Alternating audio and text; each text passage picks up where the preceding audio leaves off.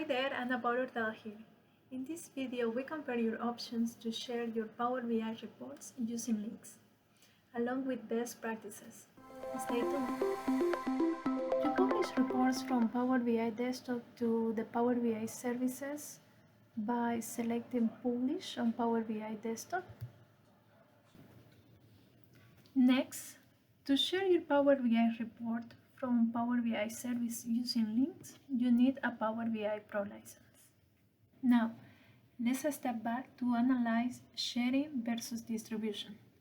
I'm just gonna lay the foundation and help you decide when you have to share a single link versus create a Power BI app or manage the workspace permissions to distribute your Power BI report.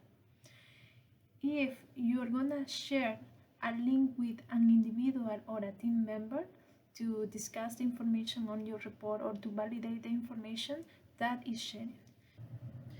Alright, let's go to my Power BI services to analyze those three options to send a link.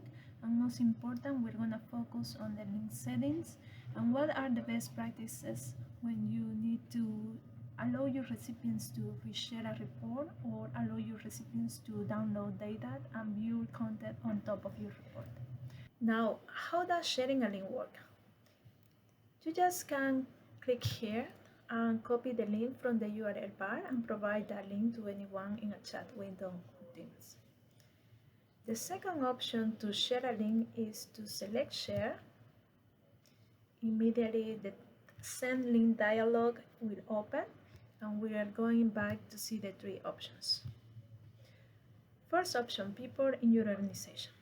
You cannot send a link to everyone in the World Bank organization. Therefore, if you select people in your organization, you need to specify the email or who needs permission on your report. And at least you need to provide viewer permissions. People with existing access.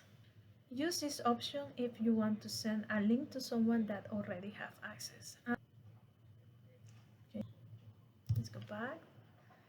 Specific people, the report link will work only for those who have the link. Let's apply, and here you can also type a distribution group. For example, I'm going to type my group ICFR group. I'm going to select. Optionally, you can type a message, and after selecting send, Power BI sends the link via email to your recipients. When the recipients receive the email, they can select open this report and automatically they will get access to the report through the shareable link. Let's go back to focus on the link settings. You need to be very careful before selecting any of these two options. The first option allows the recipient to reshare the link. And the second option allows recipients to view content with the data associated with the report. That means that they can download the data or manage the information for their own analysis. Now, what are the best practices here? If your report contains confidential data, never allow recipients to download data. If your information is strictly confidential, you ensure you uncheck this option so people cannot reshare the link. Now manage permissions. By selecting more options here in the upper right of the sharing dialog, you then select manage permissions and this will launch the manage permission pane. To alter a given link, you can select here the more options and here you can assess again what the people with this link can do and you save it. To grant user direct access to the report, you just select on the plus sign and enter the name or email address and optionally you can type a message and share. Again, best practices are: first, if you're going to share your Power BI report individually, select share and use any of these two options, specific people or people with existing access.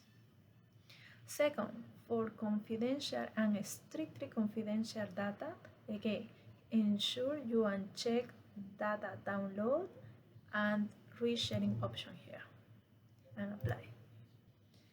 So how do you share your reports in Power BI? Do you have any questions about this video? Let me know your comments below.